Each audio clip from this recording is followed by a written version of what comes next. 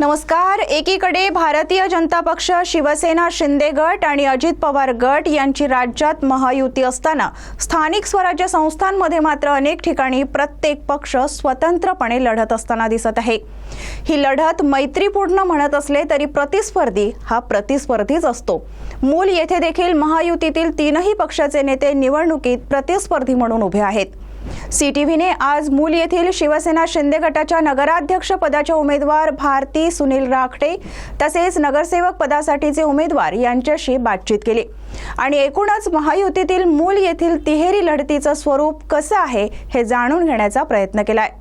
सीटीव्हीचे संचालक बल्लू चव्हाण यांनी स्वतः मैदानात उतरून मूल येथे जाऊन केलेला हा विशेष वृत्तांत पाहूया। यावेळी शिवसेना शिंदे गटाच्या उमेदवार भारती राखडे यांनी सीटीव्हीचे संचालक बल्लू चव्हाण यांच्याशी केलेली ही बातचीत।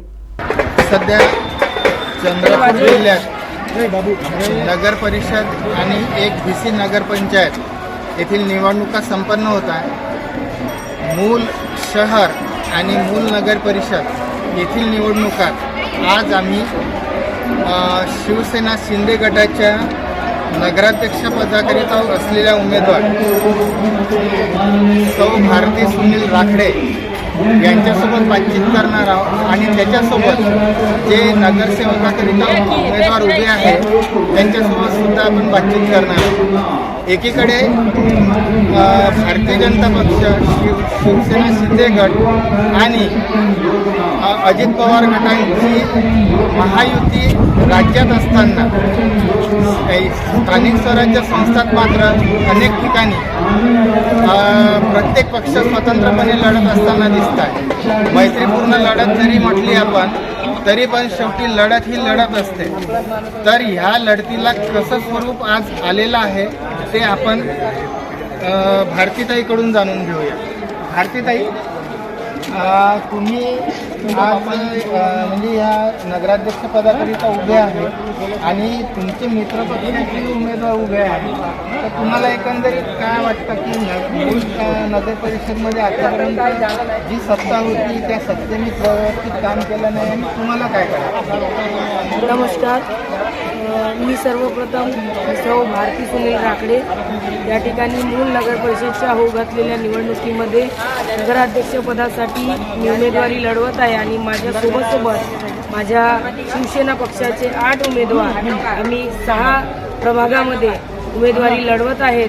मला एवढं सांगायचं आहे की मूल नगर परिषदच्या आजपर्यंत जे काही नगराध्यक्ष होते ते केवळ खुर्चीसाठी होते। आपण जनतेच्या सेवेसाठी काम करायचं आहे। विकासाचं नाव सांगून, खोटं काम सांगून लोकांना फसवणूक केल्या जात आहे। लोकल एरियामध्ये, ग्राउंड लेवलच्या एरियामध्ये नाली असेल, पाणी असेल, आरोग्याची समस्या असेल, शिक्षणाची समस्या असेल, या सर्व गोष्टीकडे शासनाचं लक्ष नाही आहे।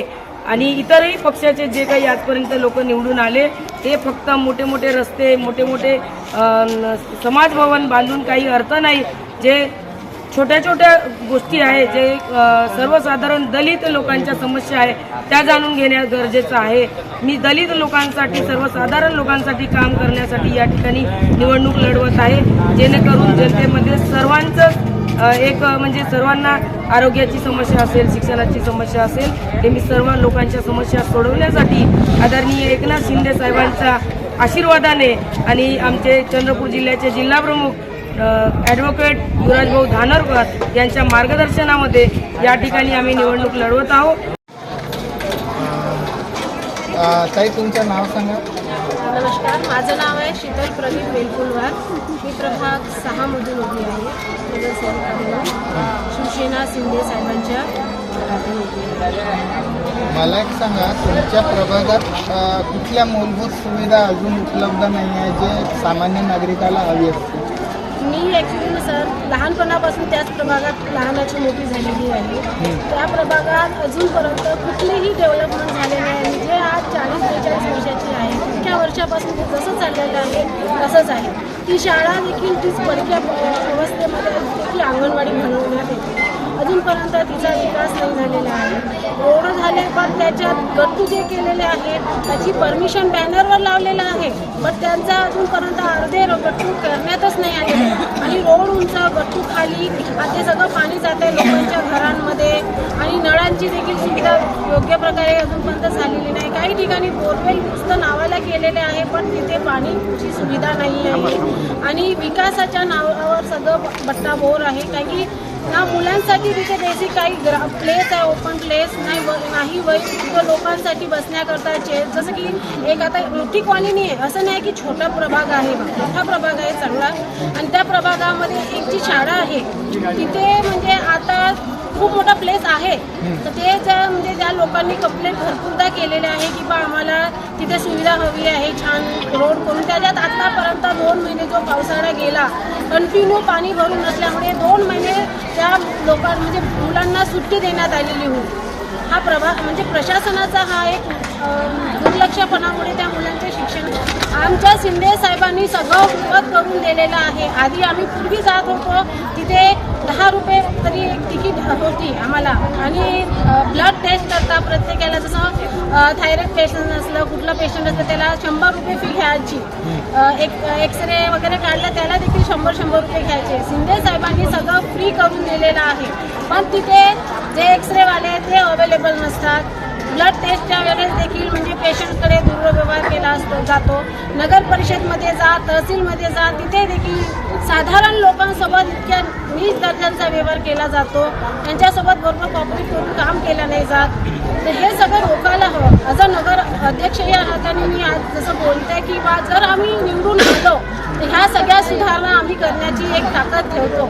तर इथे महिला शक्ती जास्ती शक्तिवान मला वाटत आहे की यांच्यात काही ना काही करण्याची जी क्षमता किंवा ताकद जी दिसून येत आहे.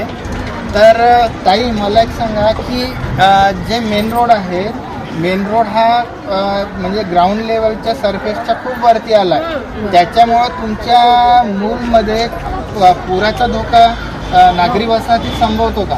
नागरी वसाहतीमध्ये रोड उंच झाल्यामुळे या काही इकडे प्रभाग क्रमांक 7-8 मध्ये मागच्या साईडला तळा आहे. त्याच्यामुळे नाल्या सर्व बुजून आहेत. त्यामुळे तिथून पाणी पास होत नाही आणि इकडच्या घरांमध्ये पाणी घुसतो आहे. कितीतरी लोकांच्या घरांमध्ये पाणी घुसते आहे. त्याचप्रमाणे काही तिकडे बाजार समितीच्या मागच्या एरियामध्ये पण तशीच अवस्था आहे, तिथे सुद्धा पाणी घुसते आहे. म्हणजे आमच्या मूळ शहरामध्ये विकासाच्या नावाखाली फक्त विकास बोलल्या जात आहे. ओरिजिनल जो विकास व्हायला पाहिजे, ग्राउंड लेवलला विकास व्हायला पाहिजे, तो झालेला नाही आहे. आणि आमची इच्छा एवढीच आहे की आम्ही जर निवडून आलो तर आदरणीय शिंदे साहेबांच्या मार्गदर्शनात आम्ही मूलमध्ये चांगला विकास घडवून आणू आणि छोट्या छोट्या गोष्टींकडे, ग्राउंड लेवलच्या गोष्टींकडे लक्ष देऊ. स्वच्छतेच्या नावावर एक खूप गोड आहे. तिथे जसं आता तुम्हाला सुसट कुत्रे दिसणार, डुकरं दिसणार. आज आमच्या नगर अध्यक्ष मॅडमच्या घरासमोर तुम्ही बघू शकता परिसर किती घाणेरडा झालेला आहे. त्यांना वाटतं की आता हे सगळं सुधारणा इथं व्हायला हव्या.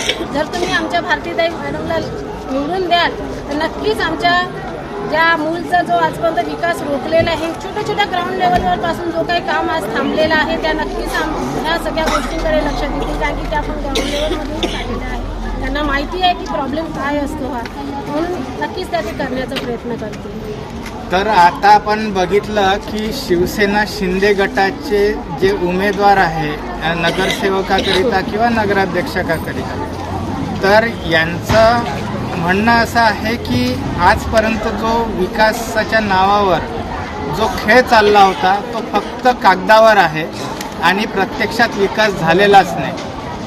आणि एकनाथ शिंदे यांच्या नेतृत्वात आणि युवराज धानोरकर यांच्या मार्गदर्शनात येथील सगळे शिवसेनेचे जे पदाधिकारी आहेत ते निवडणूक रिंगणात उभे आहे आणि जनसमर्थनही त्यांना मिळते आहे.